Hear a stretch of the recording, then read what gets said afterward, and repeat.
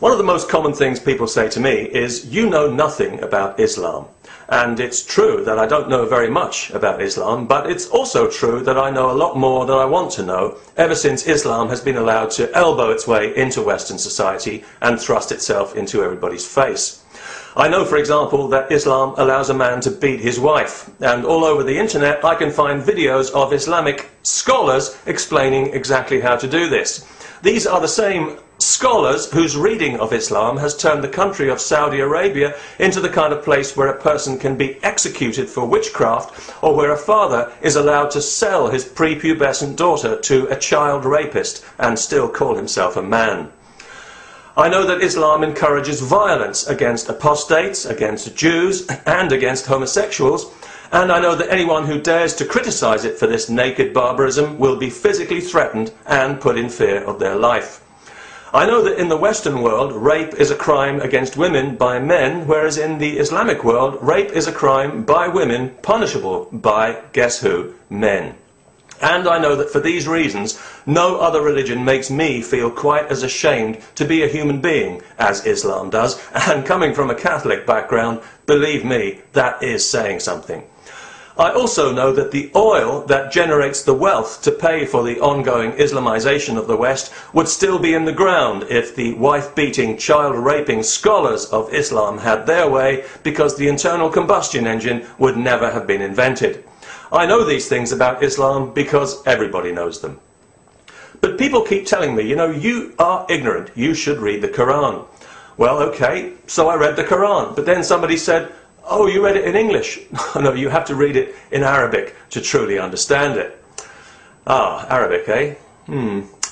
Well, okay, maybe I could learn Arabic. It would certainly be more than most of the Muslims on this planet have bothered to do. Let's see now, what else would Arabic be really useful for, apart from reading the Quran?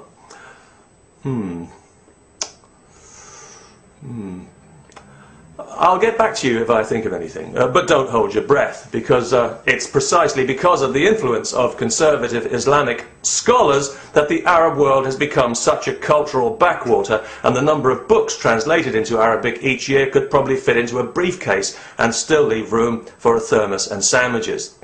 So anyway, I was reading the Quran in English, like an ignoramus, clumping through it in metaphorical hobnail boots, so to speak, but one passage did catch my eye, and that was Surah 109, Al-Kafirun it's called, or the non-believers.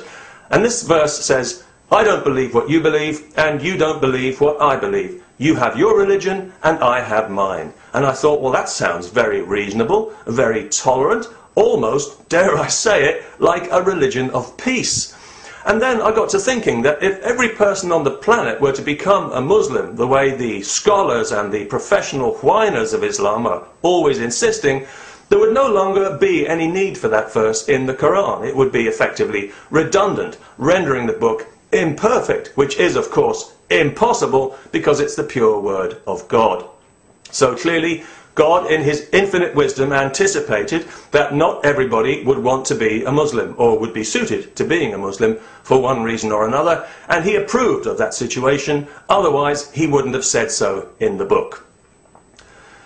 Now, although a number of people have kindly offered to answer any questions I may have about the Quran, I can't help but wonder why I should have any questions if it's the pure word of God. Is God not capable of expressing himself clearly and directly to me without ambiguity, even in a crass and unsubtle language like English? Surely even to suggest such a thing is deeply blasphemous. To explain or to interpret the Quran is surely an attempt to undermine the pure word of God, to adulterate it with a human perspective, and in the case of the scholars who depend for their very existence on such adulteration, with their own personal neuroses. Because sealed as they are in their ignorant little bubble of righteousness with nothing for company but chronic sexual repression and a pathological fear of women, the holy men of Islam have no knowledge and no wisdom and not a spiritual bone between them, so they have to rely instead on the only thing they do have, the capacity to generate fear, which is, of course, the lowest emotion a human being can have. Is that really the purpose of Islam? Crude violence, the threat of crude violence is always the first option with these sad little men, because it's literally all they've got at their disposal. How empty is that? That's why apostates are killed in Islam, because the primitive throwbacks who define the religion simply don't know any other way. It's the scholars who call for the brutal punishments, who sanction the mutilations and executions, the monstrous treatment of women, the abuse of children, the murderous hatred towards Jews and homosexuals that have turned Islam from something that could have been beautiful into a dark, inhuman religion of death, tainting all Muslims in the process. Because if you're a Muslim, these people have coloured the way the world sees you, and they are not doing you any favours. And that's one thing I do know, and so do you.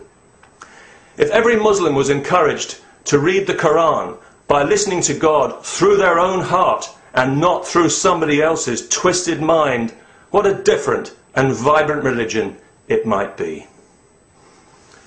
Peace. That's what we're looking for. That's what we want.